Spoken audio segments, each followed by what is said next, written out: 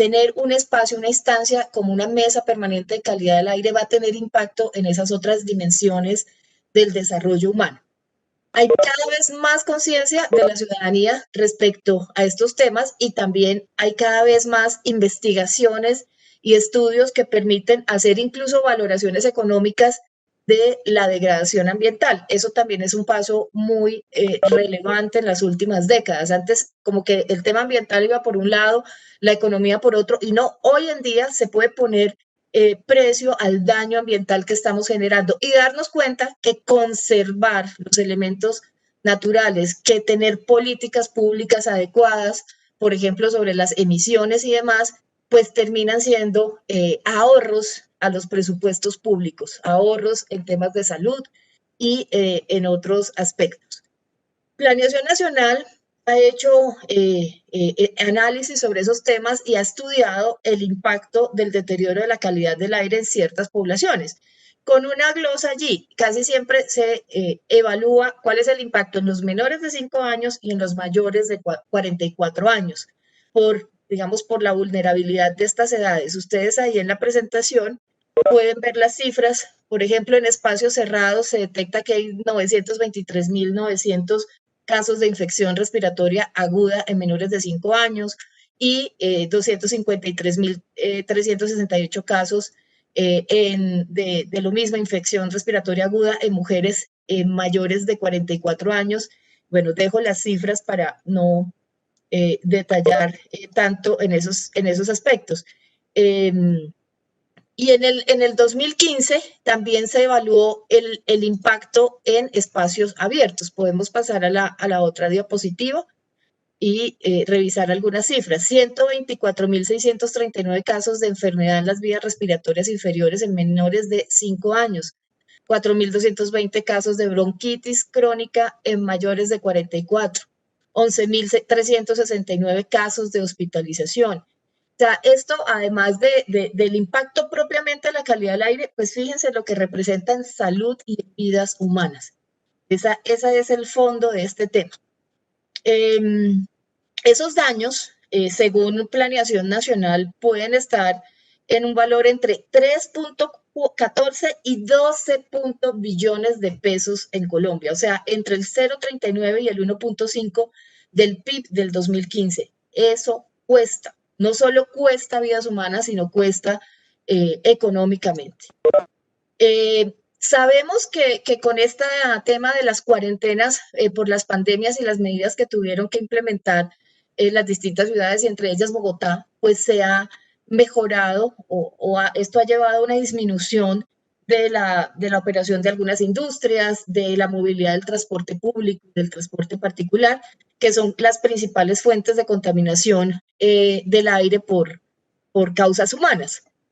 Si bien en Bogotá se vio, al principio de esos aislamientos no se vio el avance que se hubiera esperado, entre otras porque teníamos el impacto de los incendios forestales en la Amazonia y en la Orinoquia.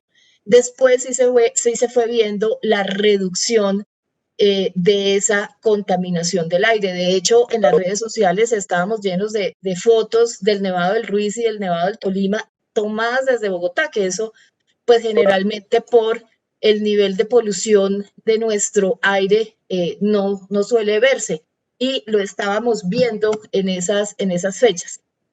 Al margen de las dudas que se puedan plantear y que no son, digamos, descartables, que no son descabelladas, porque esos factores meteorológicos y topográficos también repercuten en la calidad del aire, lo que es indiscutible es que las cuarentenas sí generaron una reducción significativa, pero también lo que es previsible es que una vez terminen esas medidas, vamos a estar como en una nueva ola de alta contaminación de la calidad del aire. Yo aquí tengo unas cifras que las voy a omitir para que podamos pasar ahorita al fondo de la discusión del proyecto.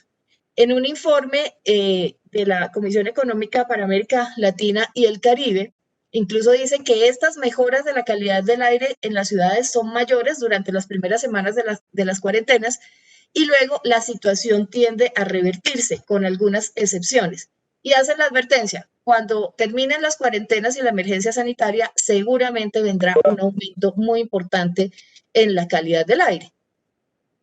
Lo que además, digamos, aumenta nuestra vulnerabilidad frente al control y los efectos que tendrá la pandemia en el largo plazo, porque pues es una pandemia que tiene una acción bastante fuerte y directa sobre las vías respiratorias de las personas que sufren los efectos del virus. Así que eso es una ilusión, sentir que ahorita todo mejoró, que la calidad del aire es distinta, eso es una ilusión momentánea, eso va a ser efímero. Y por eso, con mayor razón, debemos fortalecer los instrumentos que podemos tener, crear, consolidar, como esta mesa permanente por la calidad del aire. Esta mesa propone que haya una multiplicidad de actores que puedan tomar las mejores decisiones en materia de política pública en pro de la calidad del aire, tomar medidas, por ejemplo, frente a futuras pandemias, tomar medidas frente al cambio climático y otras acciones, además de las que ya hemos tomado, por ejemplo, en el Consejo o la ciudad, otras acciones que son necesarias en el futuro inmediato y en el mediano plazo. Así que pues yo hago una invitación para que nos acompañen con esta propuesta. Concejal Baena habló de algunos aspectos generales, el concejal Sarmiento precisó algunos aspectos que se cambiaron en la discusión. Resumo con una frase corta, precisamos los sectores que participarían en este espacio, que el alcalde o alcaldesa presidiera las sesiones o en su defecto si no pudiera asistir, lo hiciera el secretario o secretaria de Ambiente. Creemos que hay que darle un nivel de discusión, de decisión a esta instancia, que no se vuelva, digamos, una formalidad, que los concejales y la CAR podamos estar invitados a ese espacio. Agregamos algunos objetivos ahí en el texto, en ese artículo cuarto.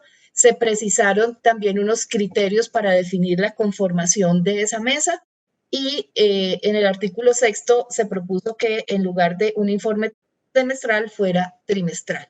Esos son como, grosso modo, los grandes cambios. Ya creo que lo ideal sería que lo pudiéramos ampliar en la discusión, especialmente a los colegas de otras comisiones, y pues en la comisión respectiva tuvo una discusión, un debate de fondo. Muchísimas gracias y pues nada, los invito y las invito a que nos acompañen en esta iniciativa. Con 35 votos ha sido ratificada la aprobación del proyecto de acuerdo 202 de 2020 y el deseo de la plenaria que pase a sanción de la alcaldesa mayor de la ciudad.